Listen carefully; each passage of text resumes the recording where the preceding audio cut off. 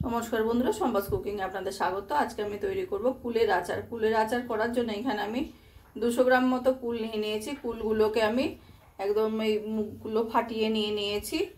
চলুন দেখে নেওয়া যাক কিভাবে আমি কুলের আচারটা তৈরি করি। কড়াইতে দিয়ে দিয়েছি আমি সরষের তেল, দিয়ে দেবো 5 ফোড়ন আর শুকনো লঙ্কা। ফোড়নটা একটু সোনালি হলে আমি দিয়ে দেবো কুলগুলোকে আমি ভালো করে ধুয়ে পরিষ্কার করে দিয়ে দেবো আমি সামান্য পরিমাণে নুন আর হলুদ দিয়ে তেলে একটু নাড়াচাড়া করে নেব।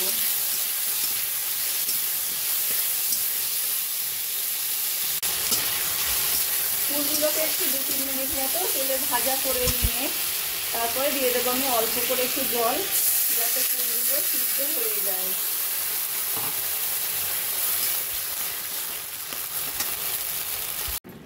দু 3 মিনিট মতো রান্না করে নিয়েছি। কুল সিদ্ধ হয়ে বেশ মাখা মাখা হয়ে গেছে। এবার আমি 200 গ্রাম কুলের জন্য নিয়ে নিচ্ছি 150 গ্রাম আখের গুড়।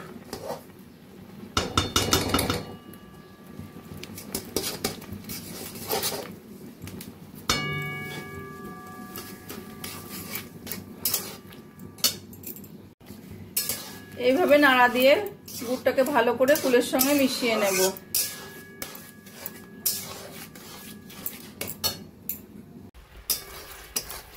গুড় দিয়ে আরো কিছুক্ষণ রান্না করে নিয়েছি। গুড়টা বেশ সুন্দর মিশিয়ে মাখা মাখা হয়ে গেছে। এবার আমি দিয়ে দেবো একটা ভাজা মশলা। এখানে আমি মৌরি, শুকনো লঙ্কা, জিরে ভাজা মশলাটা করে নিয়ে রেখেছিলাম। সেই মশলাটা দিয়ে ভালো করে মিশিয়ে নিয়ে এবার আমি গ্যাসটা বন্ধ করে দেবো।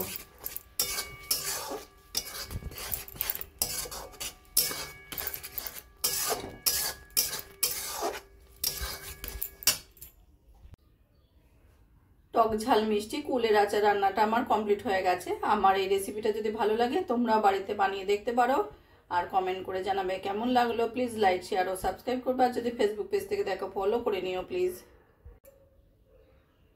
টক ঝাল মিষ্টি কুলের আচার রান্নাটা আমার কমপ্লিট হয়ে গেছে। আমার এই রেসিপিটা যদি ভালো লাগে তোমরা বাড়িতে বানিয়ে দেখতে পারো আর কমেন্ট করে জানাবে কেমন লাগলো। প্লিজ লাইক, শেয়ার ও সাবস্ক্রাইব করবে। আর যদি ফেসবুক পেজ থেকে দেখো ফলো করে নিও প্লিজ।